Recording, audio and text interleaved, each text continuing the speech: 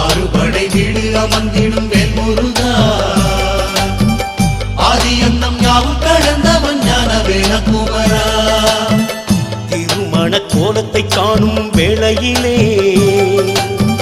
மானுட தீவினை யாவுமே நீங்கிடுமே. ஆறுபடை வீடு அமர்ந்திடும் வேல்முருகா ஆதியந்தம் யாவும் கடந்தவன் ஞான வேலகுமரா செங்கதில் வேலா சங்கரி பாலா வள்ளிமயில் மணவாளா தஞ்சம் என்று உன்னை பணிந்தோம் தென்பழனி வடிவேலா